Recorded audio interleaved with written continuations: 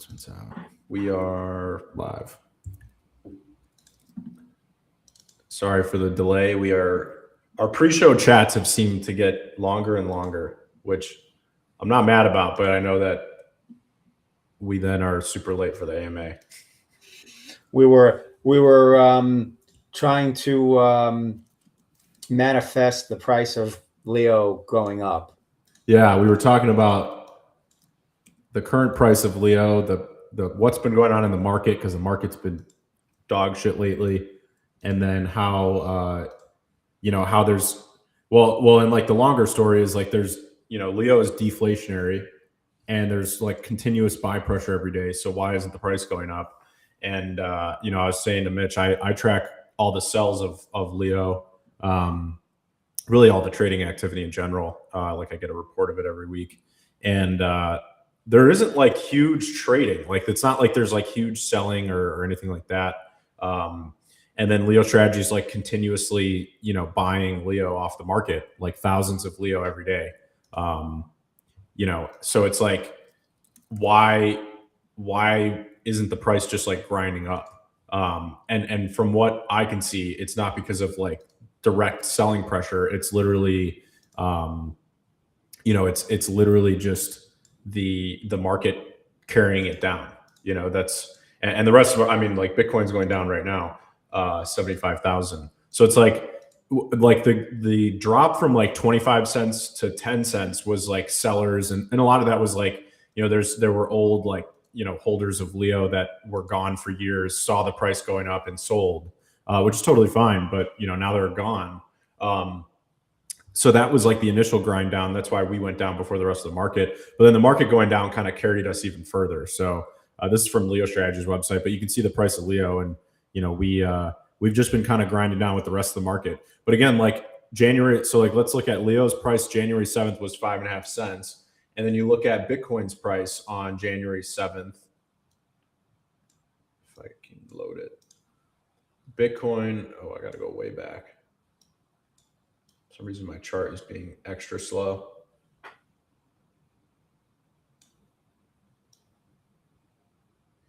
There we go. Bitcoin was 92K on January 7th.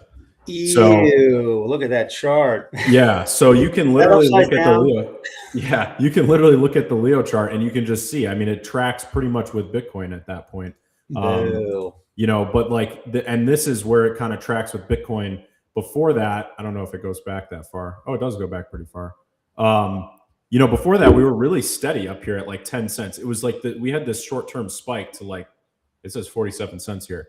We had this like short-term spike up, but then immediately you had all the power downs come in and people sold. Then we like stabilized at like 12 to 15 cents. And I think that was like a more normal range for Leo. And obviously this is all speculation, but then what happened was, I don't think there was actually any like major selling pressure here. Like if you look for big sellers, they're not there. There's no big selling that happened. But what happened was, like right around this time frame where Leo was now 12 cents or so, now you had Bitcoin go down, and then you literally just see the Leo chart matches Bitcoin, because at the end of the day, Leo is still pooled with crypto, so it has the effect of what crypto does at the end of the day. So anyways, I mean, it's just like my speculation on the Leo price. I know it's obviously what everyone talks about, but with Leo strategy buying Leo up every single day, you've got Leo pool buying Leo, and then obviously Leo's deflationary. You kind of wonder why the price isn't just like skyrocketing. But I think it's just kind of like a time factor. Like it's not going to be something that happens overnight. So I would say patience, but obviously, I'm more focused on the technology than anything else, but obviously we all love to see the price going up, and you can see that the activity on INLEO is obviously better when the price is up. So regardless, I mean, this is the best time to build, whether you're talking about Leo or really anything in crypto. When the prices are down, it's like everybody starts, okay, now it's time to actually build good shit and make good progress. And I think one thing that's maybe underappreciated about Leo strategy is when the price of Leo is down, their strategy is actually significantly, better. Because they're buying Leo, right? Like their whole strategy is like, how do we generate capital and buy more Leo? So you can see if you go to the purchases page, you can literally see their Leo buys happening every single day. I mean, they're just consistently buying thousands of Leo per day. This is literally every day. So, they're buying Leo every single day. And with the Leo price being so low, they're buying more Leo. Every dollar goes a lot further. So Michael Saylor has this funny thing he posts on Twitter all the time, which is the orange dots. And Leo Strategy has its own version of orange dots, and it has a lot more of them than MicroStrategy. So, it's just stay patient, keep doing the right things type of environment. But you can't get too caught up in the day-to-day of things when it comes to like price action. But yeah, this week Leo Strategy bought 25,000 Leo, so 49 different buys. So they're just gonna consistently keep buying, and I think that's the key. Is like we continue to build value. Though, is that I'm amazed that there's even in the course of a week to buy 25,000 Leo being sold. This is why I feel like the price should be going up, even if Bitcoin's going down. Which, speaking of, Bitcoin is like pressing the freaking low of this week. So yeah, I think this might be a bear flag and not a bounce. I'm about to get owned in every trade I just put on. This sucks, dude. Gold's going up, silver's going up, freaking every stock market's going up. Bitcoin owned. I've been reading all sorts of theories about why Bitcoin's not going up in regards to like all this stuff, and it's pretty interesting. A lot of it makes sense, and Bitcoin still is like a what is it? I guess a discretionary investment. It's not like it's not like it's getting fed. Like you make like the ETFs even, right? You make a decision to put money into a Bitcoin ETF. Like it's not like you have it on, oh, it's pulling from my 401k and automatically. So anyway, sorry, random tangent. No, it makes sense. Dude, what the F? Welcome to CF Closers. Yeah, it's crazy. I mean, the whole market is just nuts right now. It's not an easy environment to be doing anything. Which for me that always means like retreat to the technology. Like it's the market's not doing what you want. That's fine. Just keep building the technological parts of things and keep growing everything. And when it does come out of the winter bear cycle or whatever you want to call it, you're that much better. And this is the cycle that has repeated so many times. We were just talking about like I've lived this for like at this point it's got to be what, like a third of my life or more than a third of my life. You know what I mean? Like this is all I know. Yeah. All I know. Yeah. I mean, it's funny. That's like I know the experience because for me that was with the stock market. Obviously, crypto wasn't a thing when I was a teen. But I remember starting with the stock market. As a late teen, and then really till I was 30, 31, like I lived, eat, and breathed the stock market. And I was around I started with the .com bubble, and then I got the freaking, Great Recession, real estate bubble. So like, that was a crazy, like my first 10 years in stocks was like the equivalent of crypto. Like it was like, I had two crazy booms, two crazy busts, feel like it was 30 years, even though it was 10. Yeah, it's that's how it feels. I feel like people talk about my age and stuff. I feel so much older than I am, but just been through it, been through the ups and downs, seen a lot of shit. Hey, David Pena, Sheeb said, any live stream link? I put it in the Threadcast. You guys can refresh and you should see it. What's up, Nifty? What's up, Lukeel? Welcome. CFL Closers made it on time for once. Well, that makes one of us. I never make it on time. So, yeah, I think, good transition. Like, the market sucks. I mean, that's my take is just retreat to the things that matter. It's like the price going up obviously makes everybody happier. And then when the price is down, everybody likes to point fingers and get mad at each other. But it's like the infamous, can devs do something? But right. What's crazy too is like, there was a lot of debate 3 months, 6 months ago between like anyone I knew of crypto in terms of like, with institutional money, and now like the days of like, 80% drawdowns and are gone, 75% drawdowns are gone, whatever. And it's just like Bitcoin is now 40% off the high. And it's like, all right, well, how, like, are those days really gone? Because we're one big leg down to being plus 50% off the high. I mean, the high was what, 125, 126. Like, if we like it looks like it wants to leg down again. If we leg down into the 60s, there you go. We like half the value of Bitcoin gone. The 2025 move is gone. Like, it started in April last year, and that whole entire move has been given back. Where we are right now is where that move started.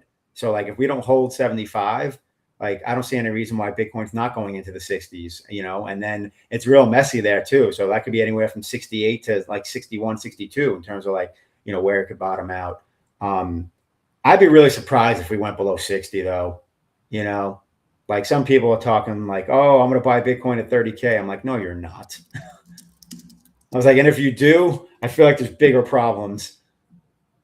Yeah. But who knows? Yeah, I mean, I think everyone's going to keep saying that this is the super cycle until it is. This clearly was not.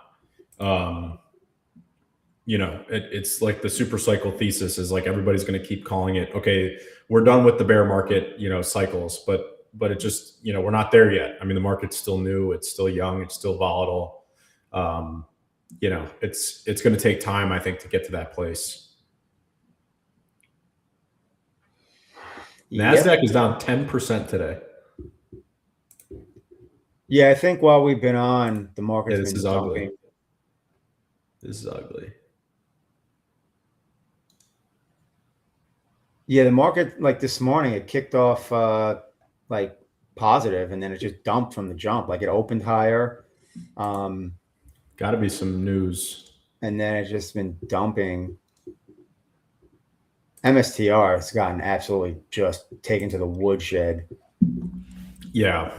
Because it was going down when the market was going up because of Bitcoin. Now with the market going down, I said it too, because I did a trade on that, and I knew I should have got out once it cracked like 152. I said to my buddy, I'm like, if this thing cracks 150, it's going probably to 1.25, and we're already down. It's already at 131. I mean, it's getting freaking hammered. So, I mean, will it at 115? There's a lot of support. I don't know if that's where it, dies out. But I mean, think about that. MSTR's high was 530, right? You would think I'm like buying it, like, I bought at 170 thinking like, all right, like, it's already down. What is that, threefold? This is insane. So, yeah. But who knows? I mean, this thing could easily go back down like 80. This could go under $100. And then you look at the overall long-term chart, and it's not even like it's anything that crazy, because I mean, it ran up, from $20-something to 500 in a matter of what, like 2.5 years.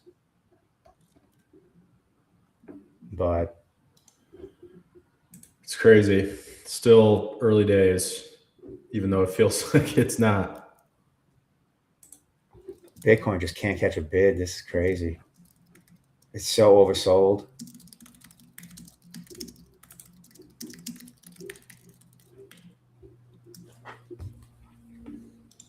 Yeah, I guess we'll see. I mean, it's like I said, since January, we're down from basically 95K. I mean, it's $20,000 out of Bitcoin. It's rough. It's really rough.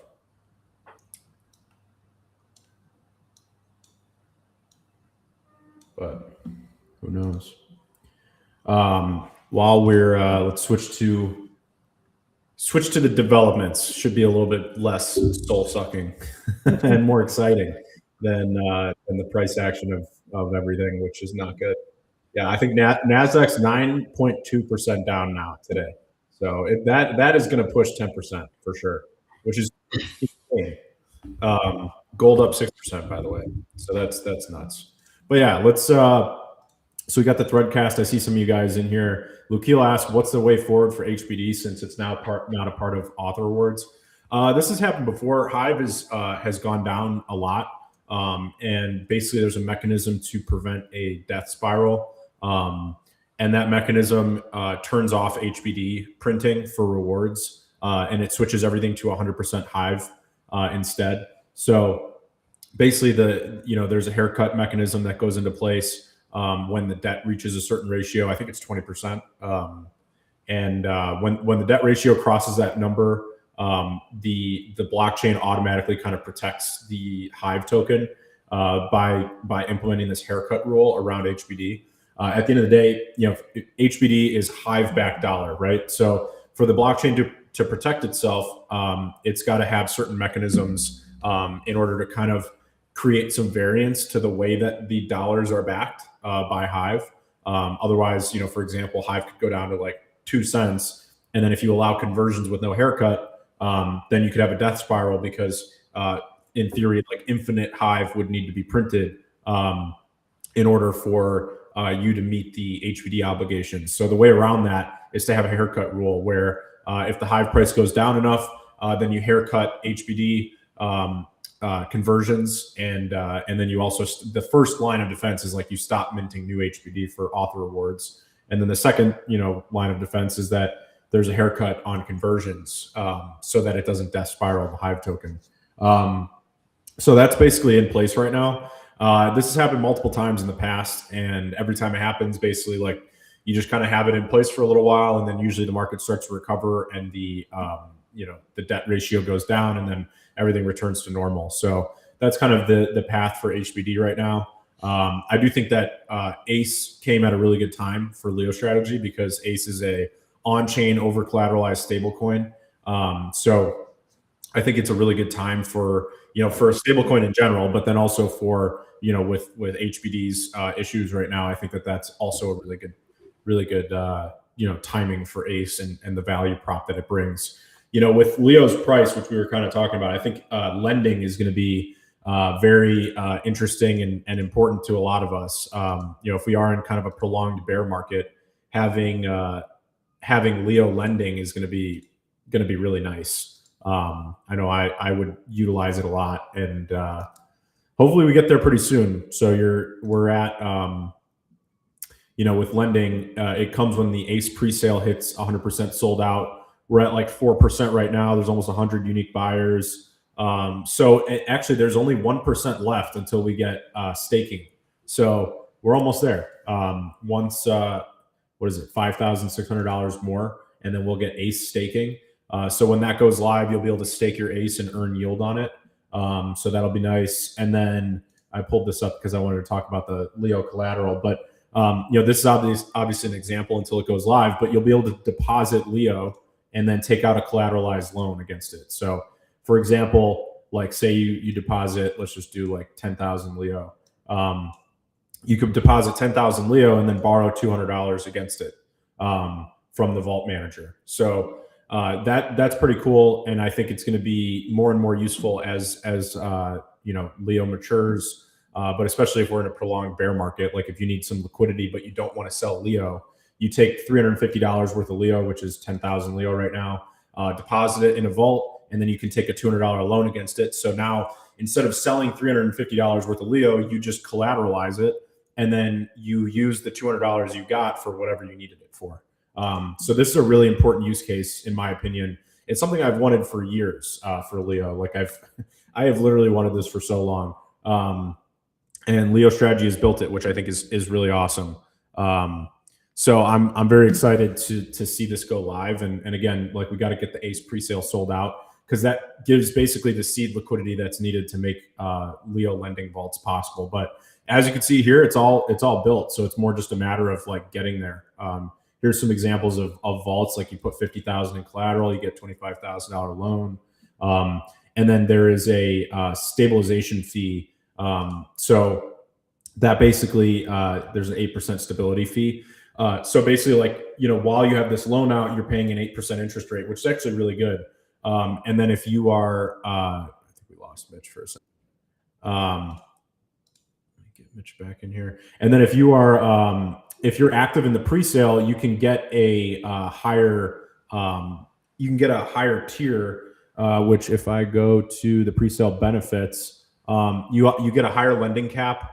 If you buy the pre-sale, but you also get lower borrowing fees. So it's 8% if you are 8% if you don't buy the pre-sale or if you buy a small amount of the pre-sale. And then the more of the pre-sale that you buy, the lower your APR is. And this is forever. So if you plan to do a Leo loan at any point in the future, it would make a lot of sense to go for a higher tier so that you can get lower borrowing fees. I've already got, what am I at? I'm in the shark tier already. So I'll have 6% borrowing fees.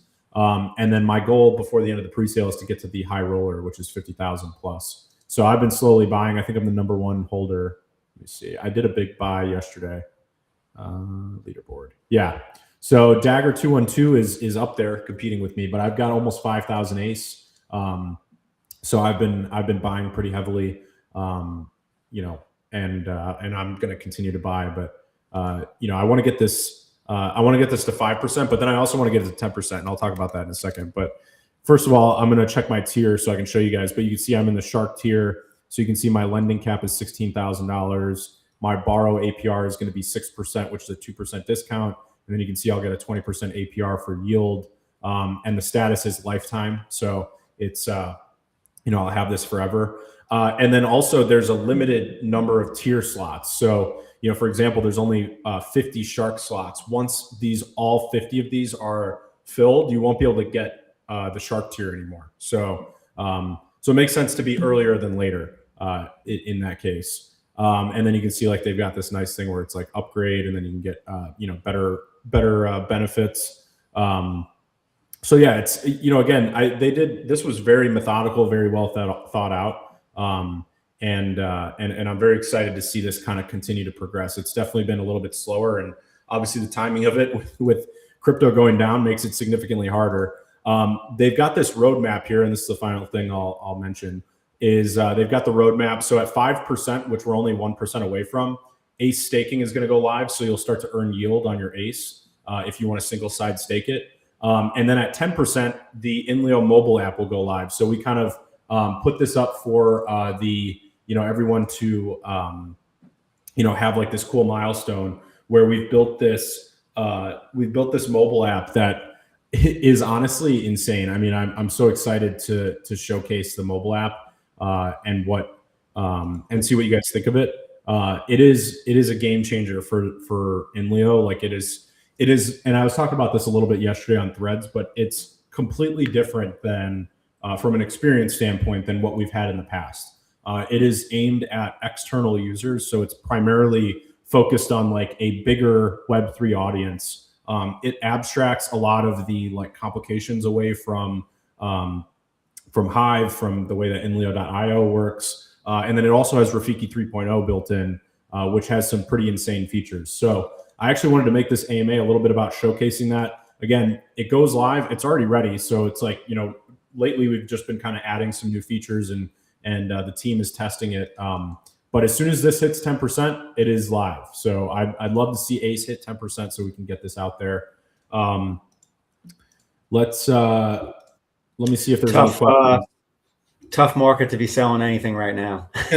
That's true. Yeah, it is exactly a buyer's market at the moment. So it's actually impressive that it's creeping up on 4%, considering that the last 2 weeks have been not exactly people being pockets filled, ready to buy. Yeah, it's tough. It's tough. But you know, it may take a while, but it's going to keep growing, and we'll hit the milestones. And I hope we hit the 10% milestone by like maybe next week or something. I was kind of hoping for the end of this week. We'll see. There's been a little bit of more activity lately, so maybe we could even hit it by Friday this week. I think that's pretty optimistic. I think we'll definitely, at a minimum, hit 5% by the end of the week by Friday. So then ACE staking will go live this week. I think it'd be nice if we hit 5% by Friday this week, which would enable ACE staking rewards. And then maybe when the staking rewards are live, I think it'll actually accelerate the pre-sale a little bit too, because people will know that, you know, they can not only buy this at a discount, but then they can earn yield on it.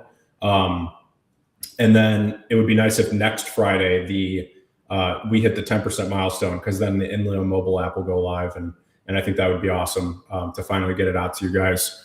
Let's see here. Makashima said, I like the Leo strategy page. I realize how elegant and polished it is compared to other crypto projects. UX team pulled off an S-tier job. Yeah, it is really good. I mean, it's pretty amazing. It's pretty bug free. Like there's definitely some things here and there. But one thing you can do, and I highly recommend doing it, is is utilize the feedback feature. Utilize the, I'm going to pull it up, but utilize the feedback feature. If you see a bug or you want to request a new feature or really anything related to Leo strategy, in the bottom right, the screen might be cut off, but in the bottom right, there's a little chat icon, and you can kind of see it now. You can hit report, and then you can report any issue that you have, whether it's a bug, a feature, a question, or anything. You just type a short description of what you're facing, and then hit continue. It captures a screenshot, and then it takes your short description. It also looks at any context of like the page, and it actually uses Leo AI, because Apex is the AI for Leo strategy, and Apex is built on Leo AI. So it actually utilizes Leo AI to then take your description and your screenshot and all the information that's provided, and it turns it into like a finalized bug report for the Leo strategy team to review. So like, for example, I can say, just something random. Page took a long time to load. And I'll hit continue. And then you can see it says screenshot captured automatically. Now it says analyzing. And here you go. So now it says slow page load on /ace in Chrome. It knows I'm obviously on the Chrome browser. And then it just gives like technical context and like some warnings about things that it sees. And it just says slow page loading. And then it has a screenshot here that it captured of the page that I'm looking at, and then you can just hit submit report, and then it submits it to the back end, and then Leo AI actually helps Leo Strategy's team index it, come up with a pull request, and then actually code the pull request so that a human can basically just review everything, make sure it all looks good, and then push it live. So it's basically like a self-improving website. And actually, the Leo mobile app has this same feature. Because it's also tapped into Leo AI, obviously. So these new apps that are being built, like whether it's Leo Strategy because they're tapped into the Leo AI API, or the new INLEO mobile app, they have self-improvement features because of Rafiki 3.0. And I'll show you a little bit of that in a second.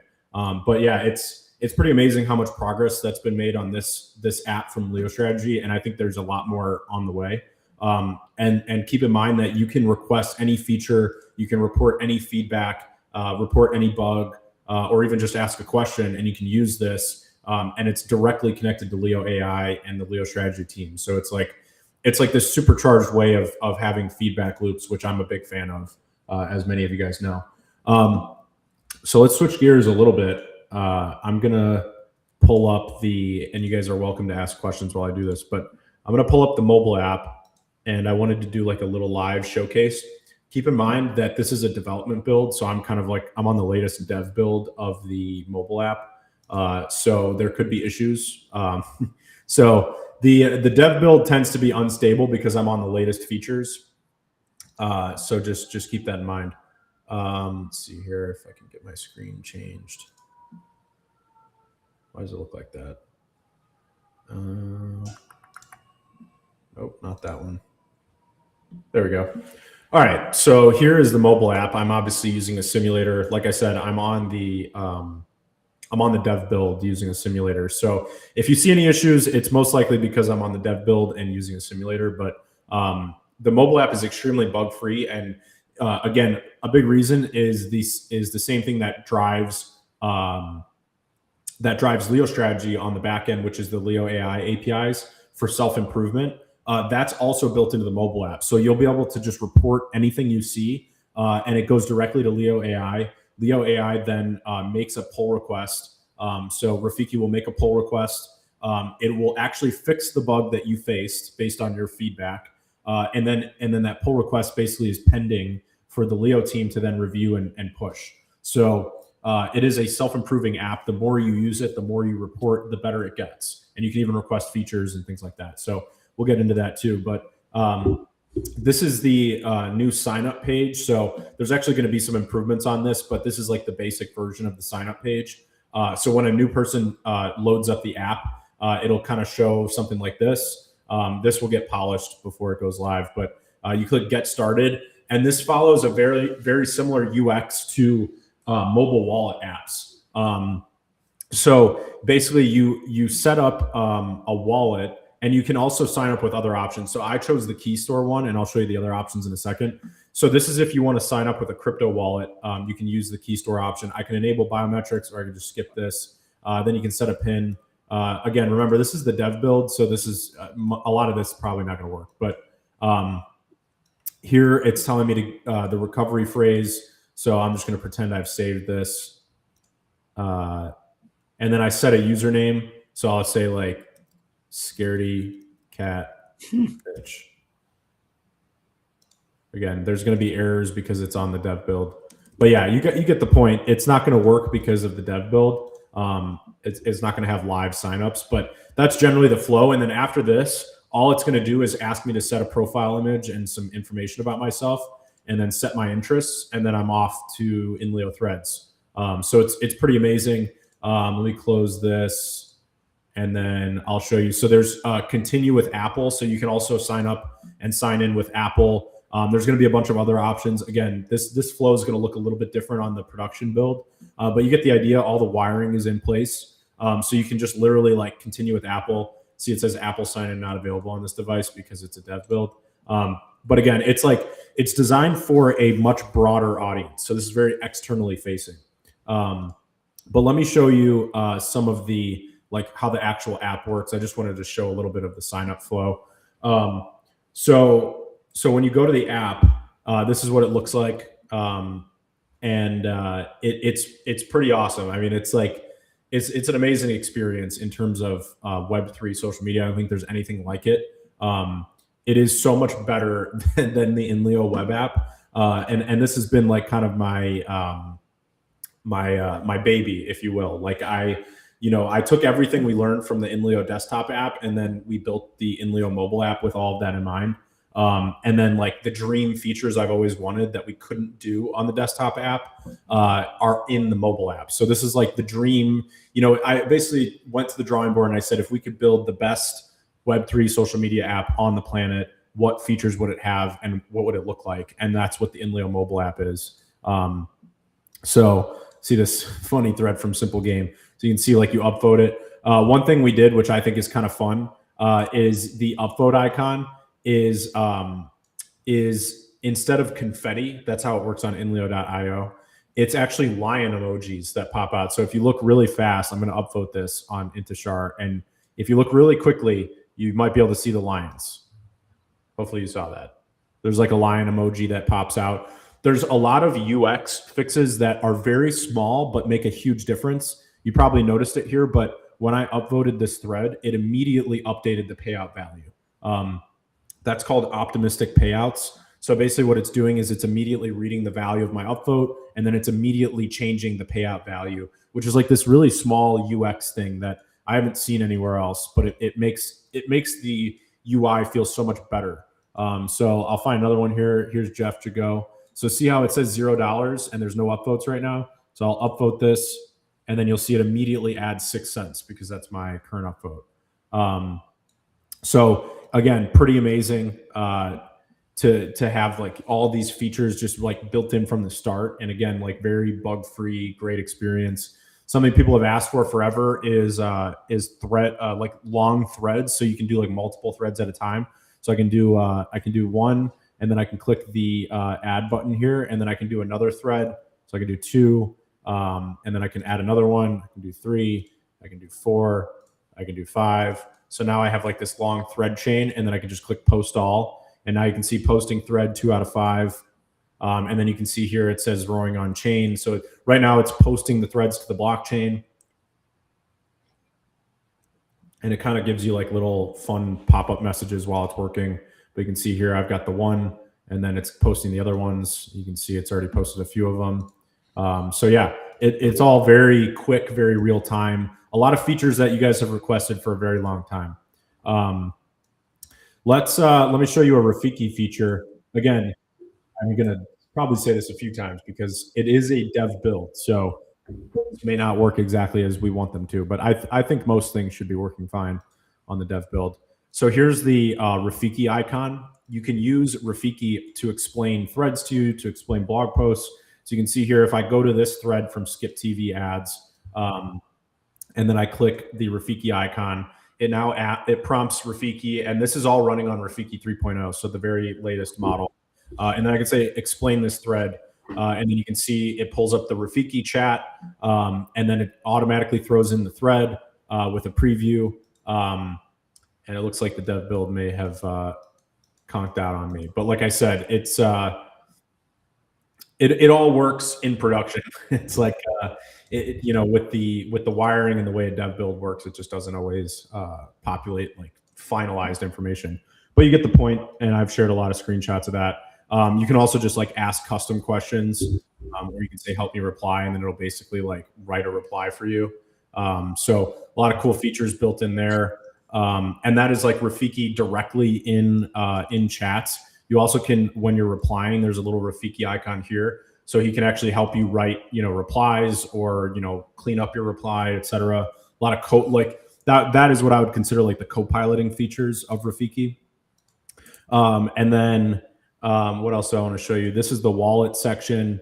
So there's some cool stuff here. The wallet, I would say, is like probably the biggest work in progress right now. We've got a lot of cool features that we're building in, but Rafiki's also in the wallet. So you can have, you know, transactions explained, portfolio analysis, ask questions. You can swap. So this is connected to LeoKit.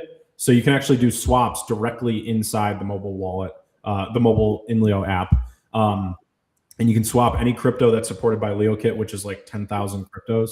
So you can swap anything. There's chart pages, and this one's fun. I'll show you this. So you can do all of this. You can see, and you can even create watch lists of your favorite cryptos. So like kind of like CoinGecko, CoinMarketCap, things like that. But let me show you if I if I start typing a crypto, you can see it actually will let me do like we call this cash tags. So then I'll post this Bitcoin cash tag. So if you do $ and then a crypto, you can see here it does $ BTC, and then it shows you it highlights red if Bitcoin is down or whatever the asset is. If the asset is down, it'll highlight red. If the asset's up on the day, it'll highlight green. And then if you click on it, it shows you a rich preview of, you know, the spark lines. So like what the chart is doing, the current market cap, you know, obviously how the price is. You can obviously add it to your watch list, and you can see other views. And then you can click swap. Oh, not that.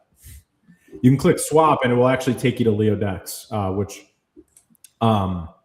it will basically LeoDex is like the fallback.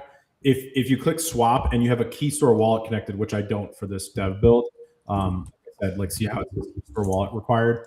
If you do have a key store wallet connected, then when you click swap, it'll actually help you do the swap inside the mobile app.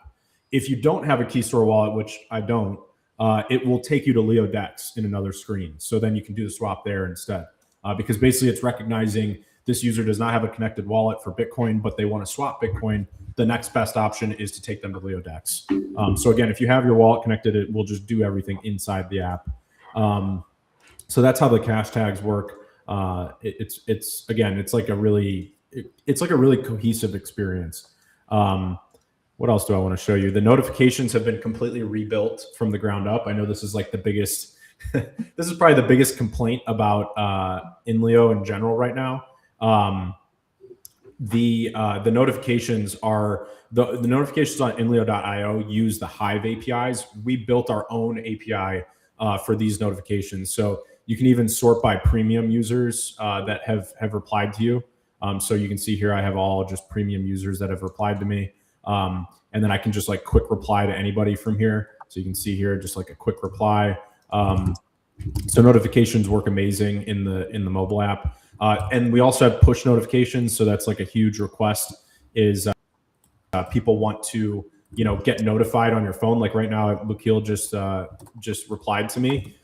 Imagine, you know, if you have your phone and you have mobile notifications on, I would have gotten a push notification on my phone that gave me this reply, and then I could just quickly click and reply. So again, makes the experience like 100 times better.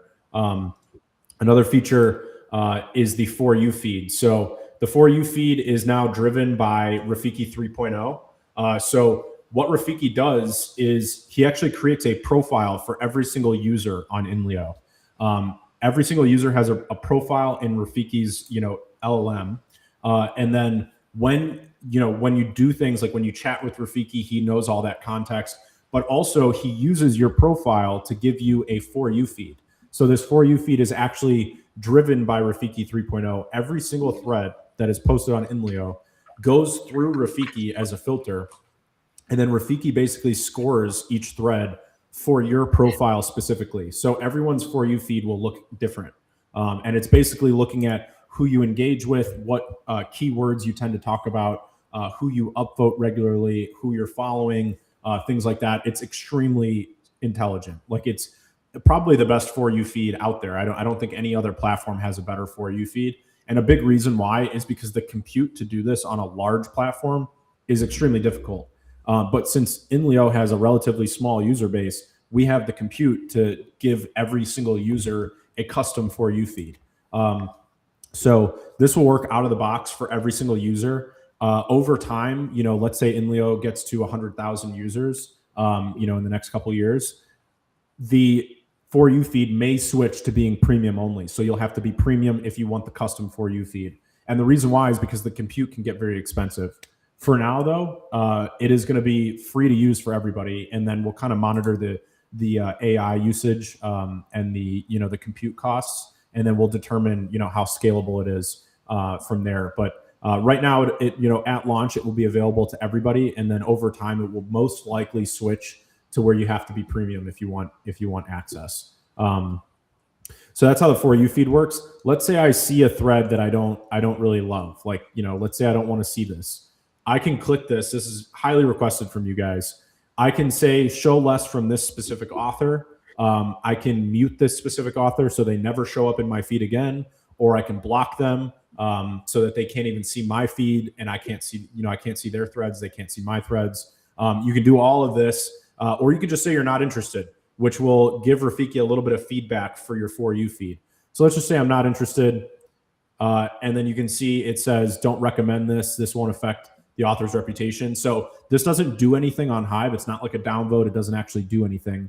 But it does tell Rafiki why you didn't like this thread so that it can tell you, or so that it can modify your For You feed in the future so that it's better. So let's just say I've seen too much of this, right? I've seen too many threads where things are getting summarized. No offense to you, Arkle Calvin. There's nothing personal. I'm just doing this for demonstration. But don't recommend. And then you can see it says you'll see less content like this in your For You feed. So Rafiki has now ingested this information. He actually immediately removed it from my feed.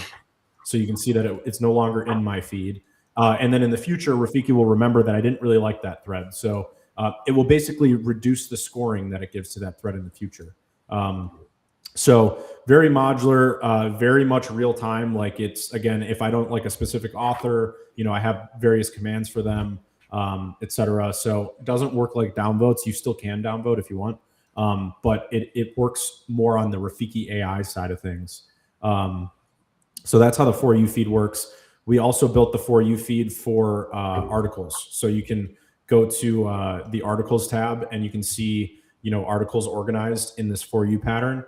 This is also driven by Rafiki. So same concept as the threads feed, but applied to the For You feed. So all these articles are kind of based on what I tend to read and engage with, authors that I like and follow. So you can see it's this really nice reading experience.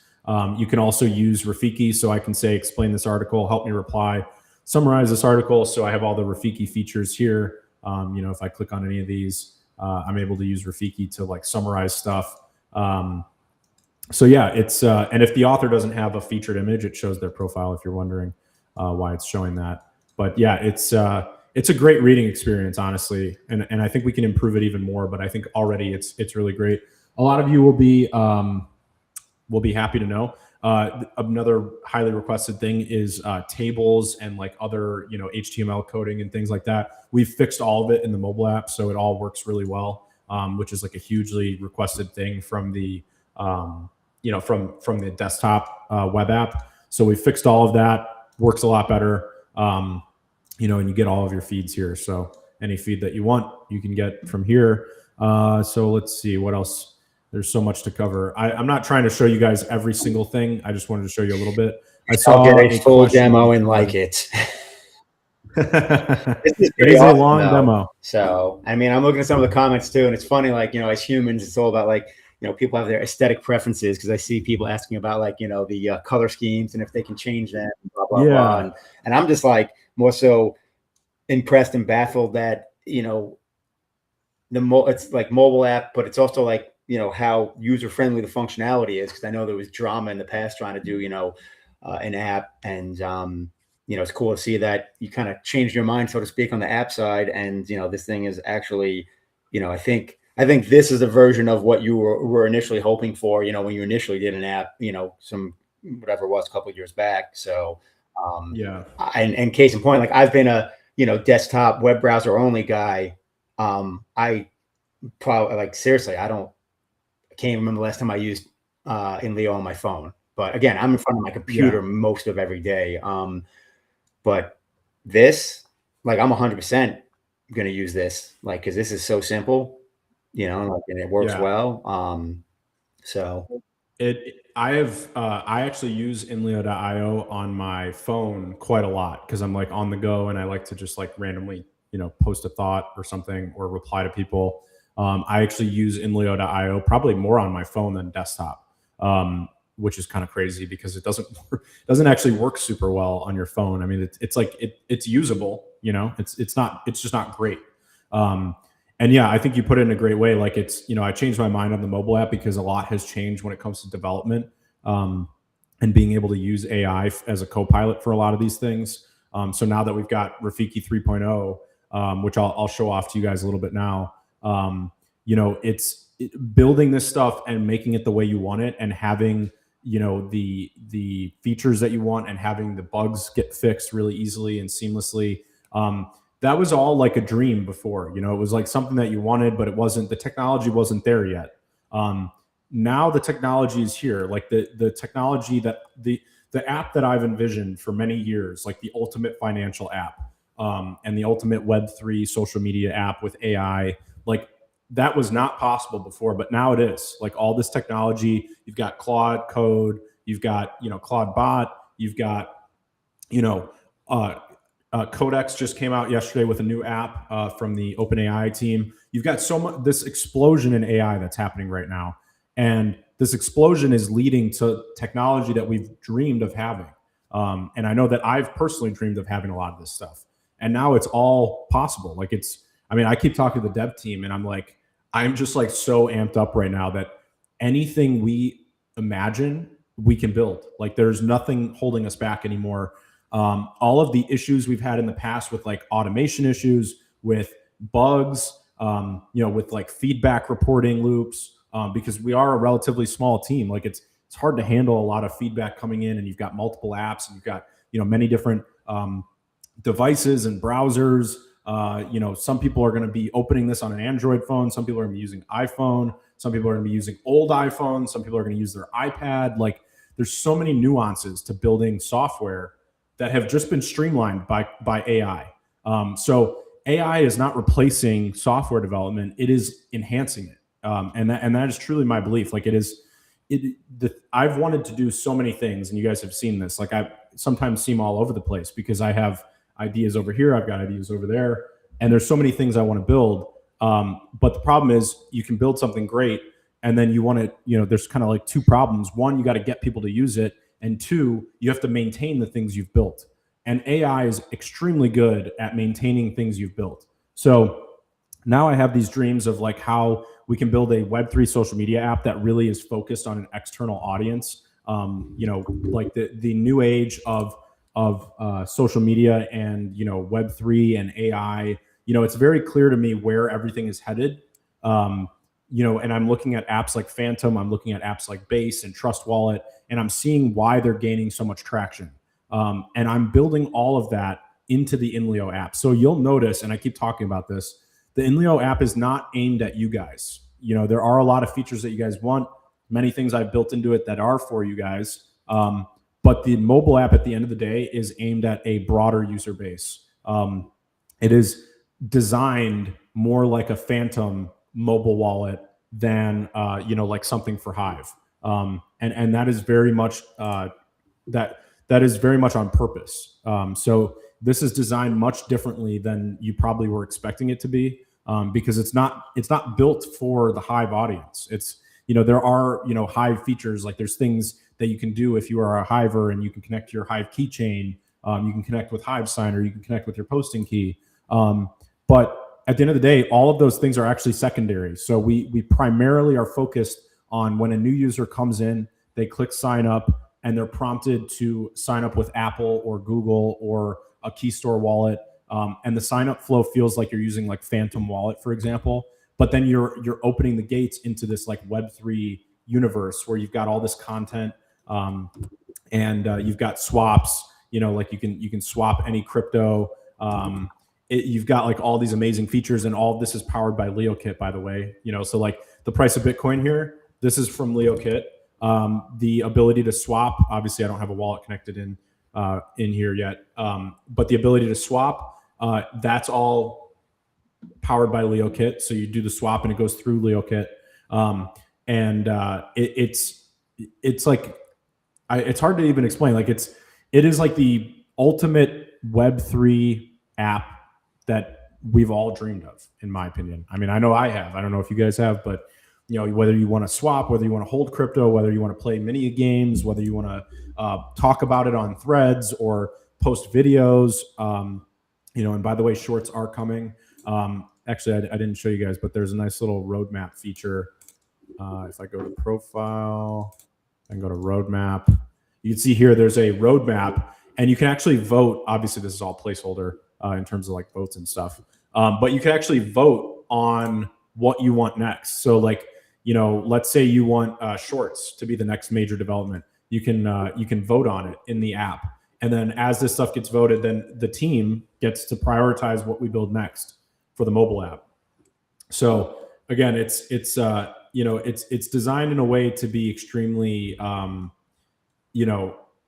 extremely user friendly and focused on the external public. So we do have DMs planned. I've got that built out already on the roadmap. So yeah, a lot of like really cool features. A lot of really cool features that I think you guys will like.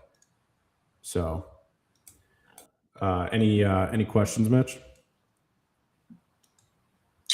Not really. I mean, there's questions in the threadcast, which I don't have on the Reddit right now because I just had to close a bunch of stuff because I'm running into bandwidth issue apparently. Let me see what's going on in the so threadcast. I'll let you peruse real quick until I can get that back open. Got too many things going on. I closed what I could. Also, I'm not sure. I mean, I need a new computer, but I also probably need a new modem as well. Everything's a bit stale. It's waiting for crypto payoff to buy all the new things. Yeah, right. Oops. Gotta wait. You might have to wait a while. We're at 74K now. Yeah, we're dumping. Sheeb's asking about security. Yeah, we have a lot of security layers, including like watchtower features. So very extensive security auditing, because it's utilizing key store wallets. Yeah, security is going to be pretty tight on the mobile app.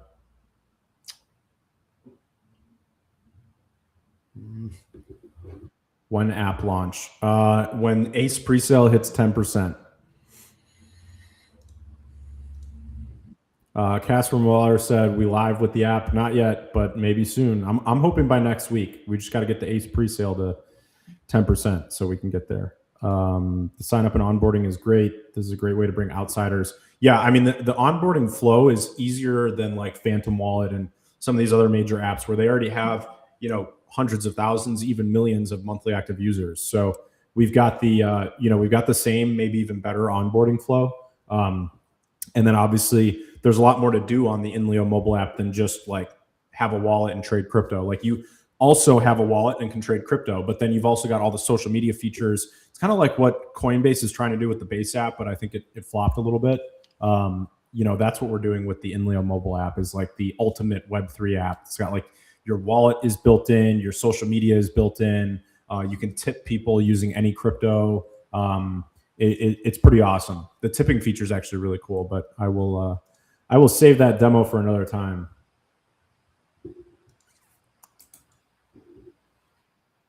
Yeah, Makishima's impressed by the mobile app.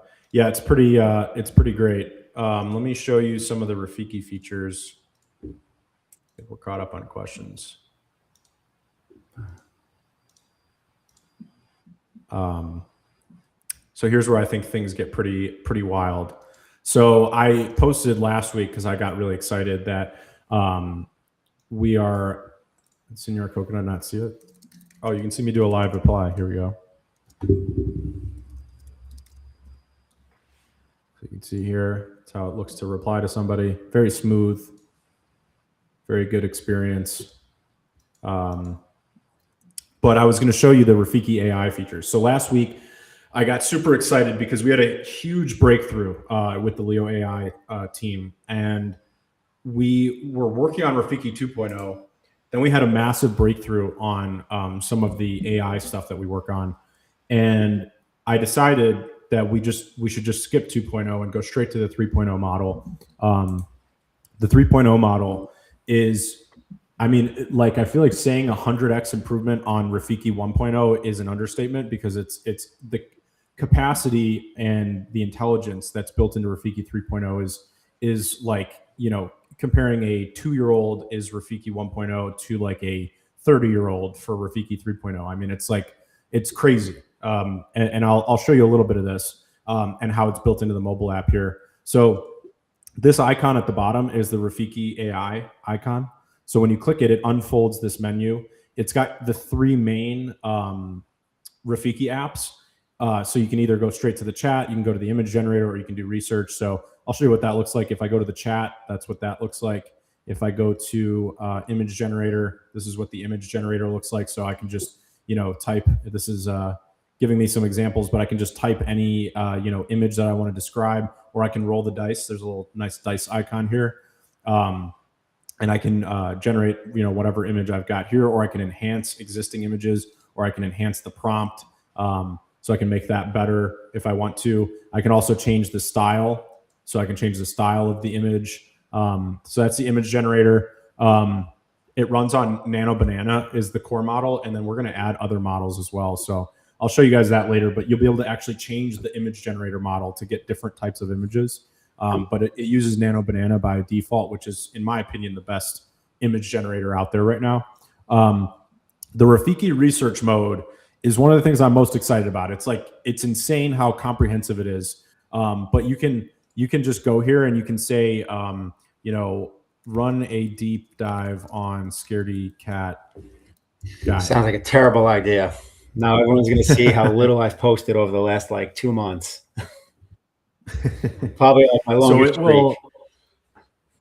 Yeah, it will. What it's going to do is it's going to deep dive your account.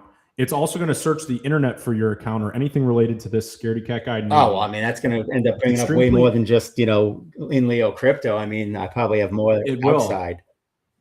So it's not, so a lot of these AI features, and again, like I mentioned, a lot of this stuff is aimed out, externally. So while it does consider the Hive stuff, and it considers your wallet and your, tokens you have, all the swaps you do, it considers, all the blogs you've posted, all the threads you've posted, all the upvotes you've done. It looks at all that Hive data, but it also looks at the internet. So it's just like a broad-based research that happens. Rafiki, do not share my social security number. Do not share if my it's home on address. the internet, he might be able to find it. Do not share my home address. So what Rafiki research does is actually very similar to Super Grok Heavy, where it basically creates a research council, and I think Elon's called it like a study group, where it has multiple AI agents that get spawned, and they look at the problem from different angles. Then they all come together and they bring their research together to create a finalized report. So that is exactly how Rafiki research works. I think Elon charges $300 a month for Super Grok Heavy. So if you want to use that feature, you have to pay $300 a month for it on X. With INLEO Premium, with your $10 a month subscription, you can use Rafiki research, and you don't have to elevate to a $300 a month subscription. So it's like a fraction of the cost. And I've used them side by side, and I think Rafiki research is better. I'm obviously biased, but I do think it's better. So what's going to happen is you write a topic. And then it deploys an AI agent swarm to research anything. And you can see there's like this example here where it shows some of the different agents that are available. You can actually see some of the previous reports I ran here. So when you have it on auto, basically Rafiki will choose based on the topic that you gave him. He'll choose what he thinks the best agents are, or you can choose your own set of agents.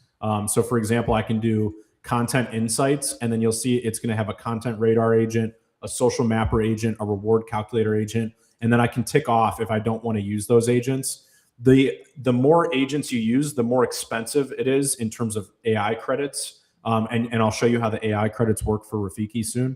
But if you select these agents, you can like deselect and it'll make it cheaper to run, but then your research won't be as comprehensive. So you can select all of these agents. Actually, you just click full sweep. It's going to cost you 31 AI credits for Rafiki, but then you've got eight agents that are doing a full sweep analysis on whatever topic you put in here.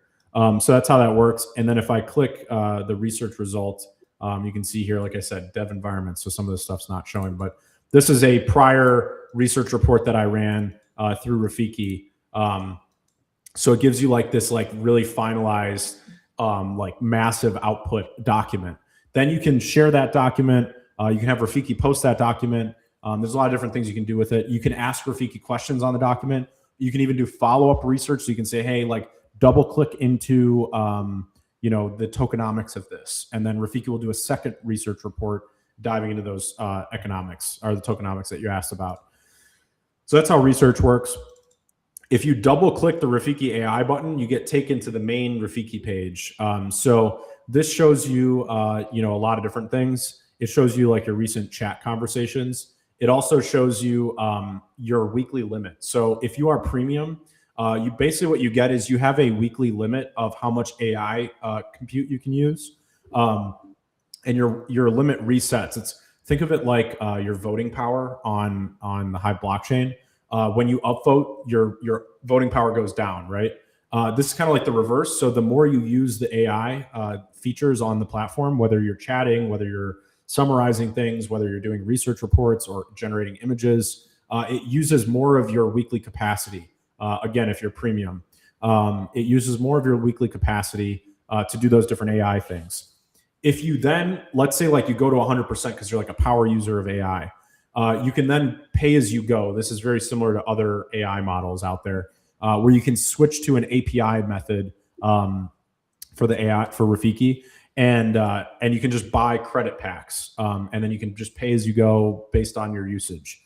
So like, for example, you saw the research report costs like 10 credits for like a one agent research report. So you can buy credits using Leo. You can buy credits using HBD. We're also going to add ACE here. That's something I want to add once ACE is live, but you'll be able to buy it with ACE. So you can use Leo, you can use HBD, you can use ACE, or you can even use a credit card. So we've actually integrated Stripe, which goes deeper than this, and I'll show you the premium screen in a second. But you can use Stripe, and you can actually use fiat to buy AI credits. So all of this is compatible, with fiat. Again, you'll see that this app is very much aimed at like external users. So this is something we've never had before in terms of like accepting fiat, but now it's all possible here. I've mentioned this before, but we've built an app store. So there's a Rafiki app store. And as we add more apps, you'll be able to, utilize whatever apps you want. Each app has like different credit usage for the AI. So the more you use these apps, the more usage from this screen that you'll use up. And then if you let's say like you go over your usage and you still have like 3 days left until it resets, then you can just buy credits and you can keep using Rafiki AI features. So on the App Store, we've got a couple apps already, and then there's a lot more apps on the way. I'm also adding something right now where you'll be able to request new apps. Rafiki is able to code. So this is how good Rafiki 3.0 is. He's able to actually code his own apps. So you'll be able to request apps here, and then Rafiki will actually code his own apps and submit them as pull requests to the INLEO team, and then we'll review the pull requests and decide if we want to do it, or if we don't want to do it, we can make our own modifications to it, and then we can roll it out. So you'll be able to request new apps here. I think by the end of 2026, it's very possible we'll have more than 100 apps in this app store. And it can be literally like your imagination is the limit, right? Like it can literally be anything. I had this idea for an app that, and this is the newest one that we just added, for a trend sniper, where it basically you set a profile and then it looks on the internet every day for trending alerts, and it actually looks like every 10 minutes is when it refreshes, but it looks for anything trending that's happening. So like Bitcoin just went down to 73,600. Let's say I have an alert for the Bitcoin, for Bitcoin in general. Trend Sniper will alert me using push notifications from the INLEO mobile app, and it'll say, hey, Bitcoin just dropped below 74,000. Do you want to post a thread about this? I can tap that notification, and it will actually draft a thread for me using my voice, because Rafiki's trained on all of my content. It will draft the thread for me, and then I can edit and post that thread. So this is how Trend Sniper looks. I've got, and like I said, this is the newest app, so there might be some issues that we need to work on, but it actually looks pretty good right now. So the Trend Sniper is already alerting me. I've got 42 trends. So Bitcoin ETFs roar with $562 million of inflow. That doesn't feel like it's happening today. Arbitrum is down 6.5%. That sounds about right. So you can see it's got like all these different things. Like obviously I've talked about Arbitrum a lot, so it knows that I like Arbitrum. Or that I at least talk about it. These are all very recent alerts. So, Cal, to step way the hell back and ask the Captain Obvious question, for those that want to use the app, do they just go to their said app store and download it, or where's the easiest way for them to get going?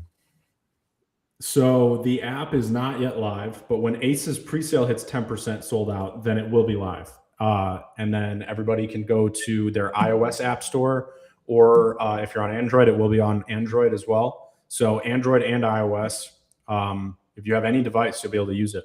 Nice.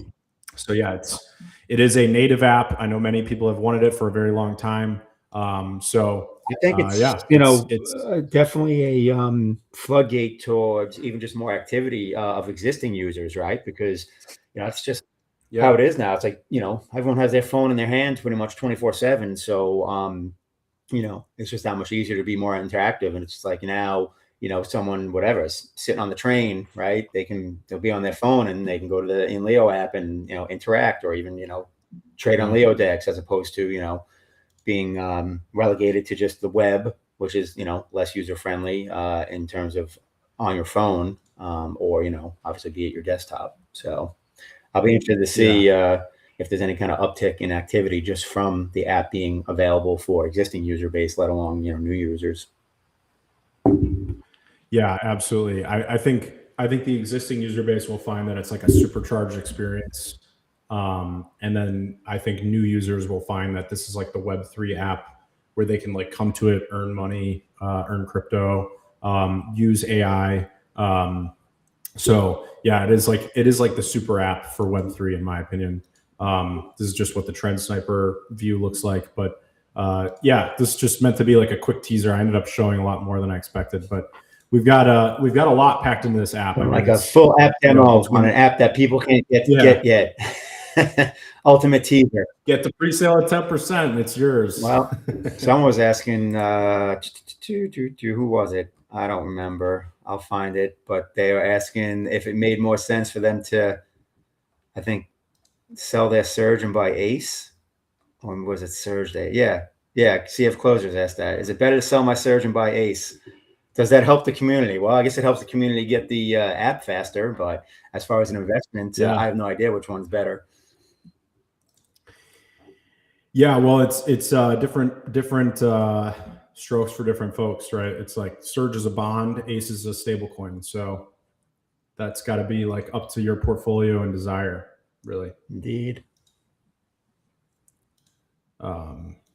So yeah, like the bond. Let's switch these.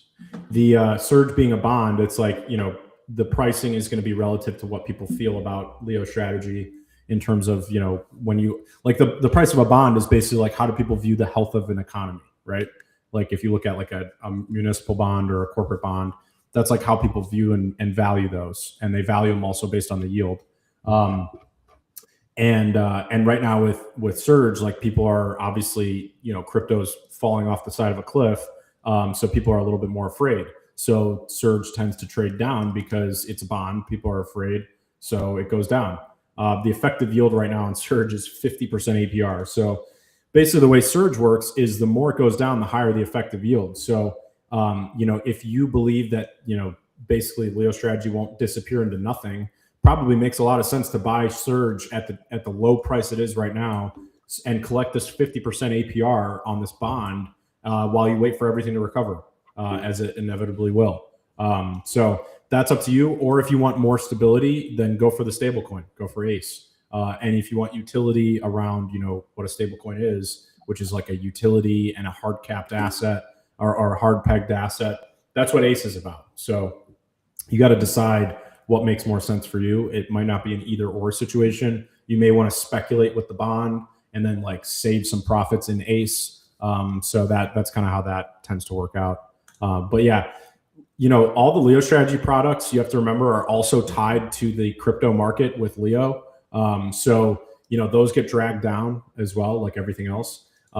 What I think is going to change that is the RCBF. So I know Leo strategy is working pretty diligently on this. Let's see if I can change my screen to this. I know that this is not like fully live yet, but they're working on the RCBF, which basically lets you convert any Leo sets. So you can see them all listed here. But you can convert any Leo strategy assets, and then you can you'll be able to convert them out. So it will effectively like close the loop so that any of the pegged assets, like tokenized Tesla, for example, will trade more in lockstep with its correlation peg. So I know that this is on the way, and I think it's going to like pretty dramatically change the Leo strategy economy, because rather than being tied to crypto, all the Leo strategy assets will be properly tied to their peg. So RCBF coming soon. I don't have a timeline on it, but I think that they're working on it. It's obviously a pretty big development. It's like this whole swapping facility. It's kind of designed after like central banks, where they can basically like call in debt and then pay you for it, and then they put it on the balance sheet and they earn the yield for it. So like basically, you think about it this way: like you want to swap 10 tokenized Tesla, you can swap 10 tokenized Tesla with the RCBF, and then Leo Strategy's RCBF then holds that tokenized Tesla permanently on its balance sheet, and then it earns yield on the tokenized Tesla, and it chooses to earn yield in LSTR tokens. So it creates, not only is tokenized Tesla removed from the market because now it's in the RCBF, but then it also is earning daily yield and compounding it as LSTR into the treasury, which means that the LSTR token gets permanent buy pressure every day, and also removed off the market and put into the RCBF. So it creates some nice like conversion feedback loop for the assets, which I think is very much needed, because right now there's basically like a one-way conversion, and it's causing, because the assets are tied to the crypto market, it's causing the assets to just go down, and then there's no way to convert out. So basically you're just sitting with an asset that has like a one-way street. So this will close the loop, and I think it will be it'll be really important in terms of how the economics of the Leo strategy assets work. So we'll have to see when it goes live. I think once it's live, you'll get a better understanding of it.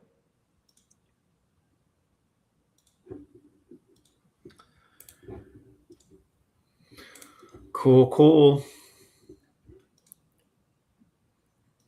Oh, nice. Apparently Sif closes, is gonna buy some ACE. It's helping getting the app live. Yep. Nice. Yeah, I mean, your surge yield comes in, and that's definitely a good use case for surge yield too.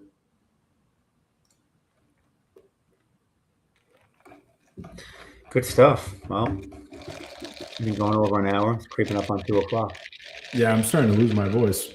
Yeah, you were full presentation mode. I know I wasn't fully expecting to do that. I was just going to show a few screens, but then I got into it, and I was like, went down the rabbit hole. I went down the rabbit hole. Pre-launch tutorial. Yep, it'll be good content. I appreciate it. Bitcoin is now 73K, by the way. Fudge. Yeah, we'll have to see what happens with crypto. I mean, it's it can either go up or it can go down. I mean, at least you know that. Yeah. That stinks though. Yeah, Bitcoin just pushed through the little low it put in over like the past few days. I was hoping that was going to carve it out. Like, but before we even went live, I said it. I'm like, it looks like it wants to leg down. This Yeah, you did stinks. say that. I'd be amazed if we don't see it get into the 60s at this point. Should have put a short on. Right? You know, it's funny. I used to put short hedges on all the time. And, you know, I basically just kept losing that money because, you know, going up. But I don't know why I got away from that. Yeah, I didn't think about that. A short hedge instead. Yeah, instead I'm trying to, you know, like catch bottoms, you know, like with that Solana trade. It's like, no, I should just be short on a hedge, leverage short Bitcoin hedge. So now as we go down, I'm making money. Yeah, I don't know why my brain didn't think that.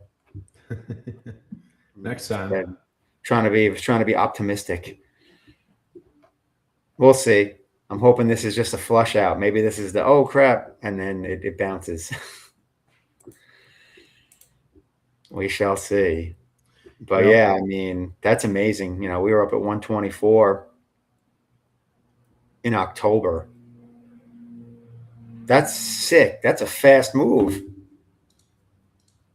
So basically, in like the high was October 6th. It's been less than 4 months, and we've gone from 126 to 73. Like, come on. That's insane. Yeah, that is crazy. I mean, the sell button is clearly on for, I guess, big dogs.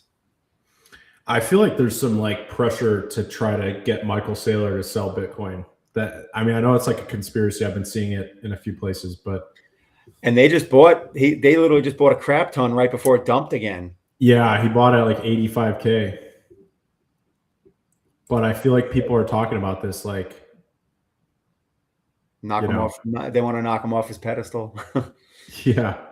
I don't know. Unseat all that Bitcoin. Yeah, potentially. I mean, the short-term effect of that would be terrible if that happened. If MicroStrategy essentially like kind of quasi falls apart, I mean, I don't see like Bitcoin is going to probably 52, 53. Like that would be definitely a big sell-off event. Yeah. 50K. Fuck. I don't think anybody's prepared for that. I wasn't prepared. Like I prepared where basically 74 was kind of my worst case when I was building out all like the yield pools and everything. That was like my worst case. I'm like, all right, as long as we stay above 74, like it still all makes sense. And I like had this range from 74 to 130 and basically where I'm earning yield. And now I'm literally not earning any yield and I have all Bitcoin and no stable coin. And I'm baffled by that because I was just like, because you know me, I play it pretty conservative. So, you know, which when we were up, you know, 120, I'm thinking about potential drawdowns. I'm like, all right, well, you know, a 33% drawdown still keeps me above 74. And, you know, all that chatter, everyone about like, oh, we're not going to have, you know, 50, 80% drawdowns like we used to because institutional money is involved now and blah, blah, blah. Well, guess what? We're down, what, 45% right now? Yeah, probably over 40 actually. Yeah, so, I think like 40. Yeah. So yeah, we'll see. We'll see if 50% drawdowns are still on the cards. That would take us to what? 60, like 62, 60, 63 basically. Which I don't think that's impossible. No, it's another leg. Like we just legged down from, you know, we just legged down 13,000 points. You know what I mean? So that's just one more leg down. Yeah. I don't know. Crypto's so oversold right now. I got to think there's going to be some kind of just even relief bounce. Even if Bitcoin just bounces back up to the bottom, like the bottom of that range, like support 85K, like just a relief rally to 85K and then really confirm the failure, right? Fail there and then start going back down. But yeah, like at some point you always get a relief bounce and it's just like, all right, well, when's that happening? So got to be prepared for a pretty prolonged downturn, I think. Yeah, I guess. I don't know. Everything's so oversold. Where's my bounce? I need a bounce. I'm ready.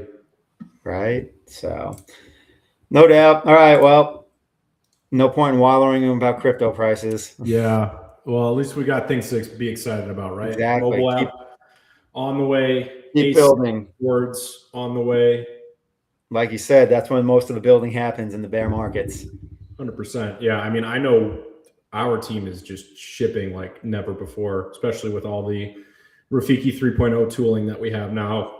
Rafiki is literally coding alongside us. So it's like, it's awesome. It's hard to even explain that, but like when you have the mobile app, hopefully you see it a little bit in the demo, but when you've got the mobile app like in your hands and you see how fast it changes and how fast it improves and how there's no bugs, and it's like if you do encounter a bug, you report it and within minutes it's fixed. The feedback loop is insane. And when you're building with AI, like I said, it's this massive unlock that our team has had, and our entire team, by the way, now is like heavily using AI to co-pilot everything. So, our progress has been insane. We actually have a really big development that we're about to launch that is completely unrelated to the INLEO social side of things. It's related to LeoKit and some of the stuff that's been happening with ClaudeBot. I don't know if you've been following that at all, but we built something for people that are using AI agents for trading now, and that should go live in the next day or two. So you'll see some big announcements about it. Again, very much targeted, not at all towards our existing audience, because it's literally. I'll just tell you what it is, and then we'll announce it. So you get the alpha because you're in the threadcast. It is a MCP. So if you don't know what that is, you can look it up. It's a model context protocol. It's basically like what AIs use instead of APIs.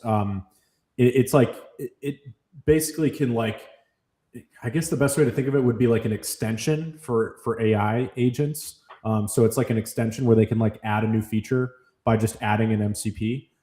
So we actually built an MCP using LeoKit.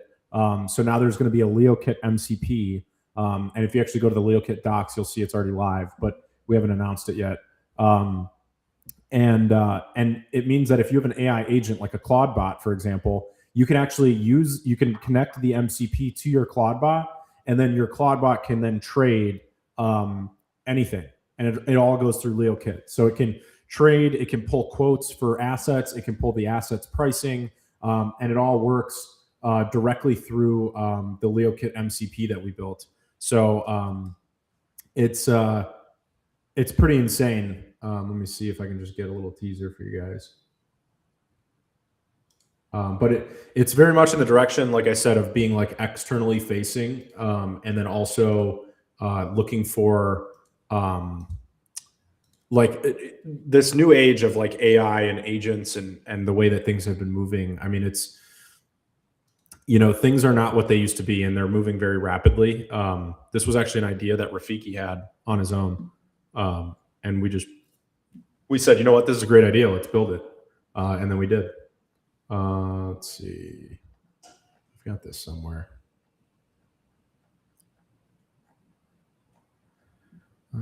Here we go. Let's see. So here's an example. I have to make sure there's no sensitive information here. Yeah, pulling up, doing it live. I was not planning on sharing, but I feel like it's fun.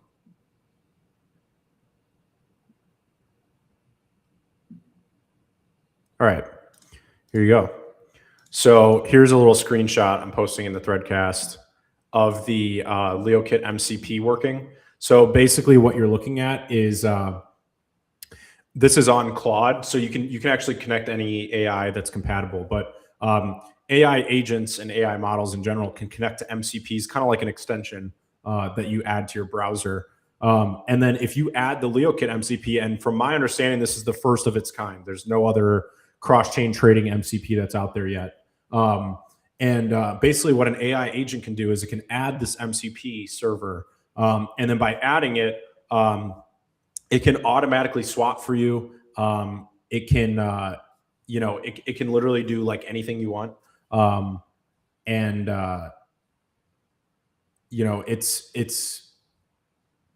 it's like this, like it's adjacent to what we've already built with LeoKit, but the fact that it's connected to AI agents is what really makes it powerful. So let's say that you've got a Claude bot, and I don't know if you guys have experimented with it, but if you have, then you kind of know how this works. Like you can add MCPs to your Claude bot to give it extra, superpowers for different features and whatnot.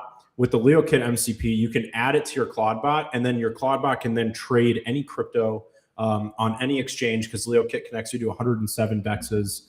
So it can immediately trade across any exchange. You can immediately pull crypto prices, because obviously LeoKit does that. And as we add more features to LeoKit, you just automatically get those upgrades to the MCP. So you just continue to get more and more, features and value related to cross-chain swaps directly into your Claude bot or whatever AI agent you're using.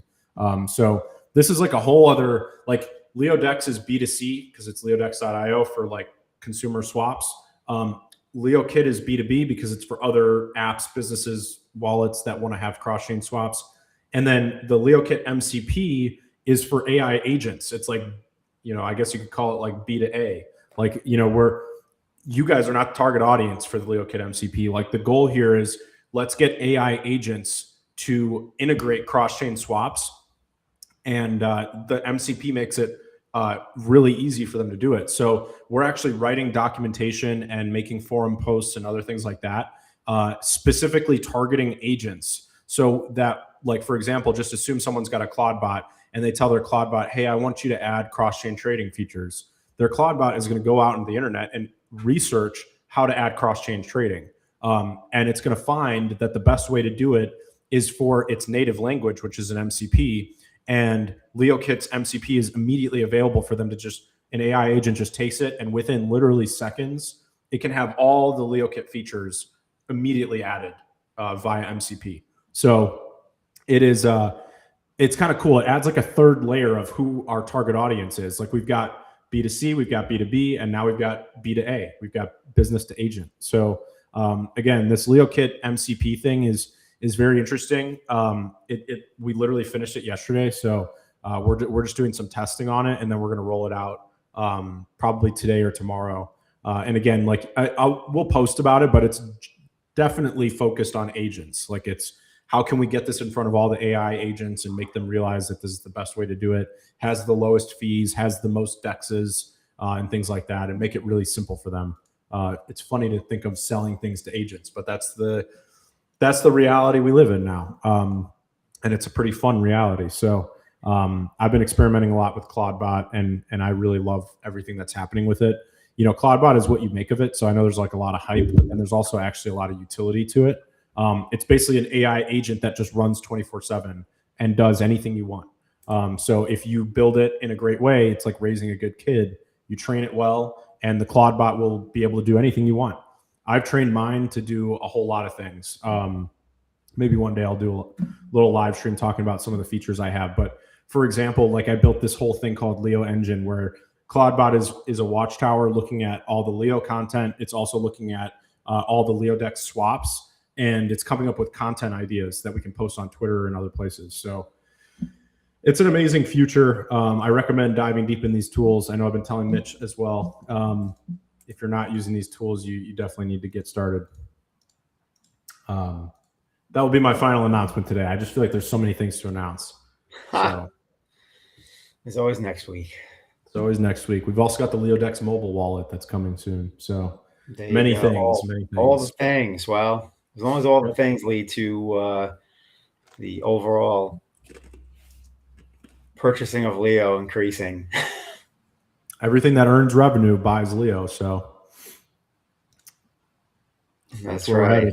The day number go up is what makes people happy. Day, another Leo. Yep, it definitely does. Number is not going up right now in crypto. Yeah. Any closing thoughts? No bounce. Closing thought is I should have added to my Solana trade, but I would have probably froze my computer if I tried to open up more stuff, trying to grab some at 96 and change. So it just bounced to 98. Let's go. Come on, bounce. Dead cat bounce. Yeah, literally. Scaredy cat bounce. It's only a 5-minute chart. It means nothing. It means nothing. Let's see. We'll see. A lot of volatility out there right now. Hourly chart. I mean, basically, Bitcoin just sold off for the last 3 hours. Let's see if it's going to get a little relief bounce. Can't just, even if it's going to keep going lower, it can't go straight down. Just like it can't go straight up. Yeah. Eventually, there's always the pullback. Heck, look at the silver chart. Things always come back eventually. That was insane. It was like, it was like trillions of dollars between gold and silver in a single day. Dude, that was insane. Silver got to like 120, and then it dumped from 120 to 85 in one day. It's just like, it's all just a casino at this point. So it is. No doubt. All right, well, I'm gonna go see if I can make some money or something the rest of the week. We'll see you guys next week, and hopefully we had a crypto bounce. Hopefully we're here live. Yeah, hopefully we're here in the 80s and not the 60s next week. Right. So looking forward to the app going live. Yeah, hopefully the app's live too. Let's get it to 10%. I'm doing my part. I bought a couple thousand yesterday. I'll buy a couple thousand more this week. The cat is not helping. One cat. The cat is diamond pawing his Leo. But no doubt. All right, y'all. Until the next one. All right, sweet. Thanks, Mitch. Thanks, everybody. We'll see you next Tuesday.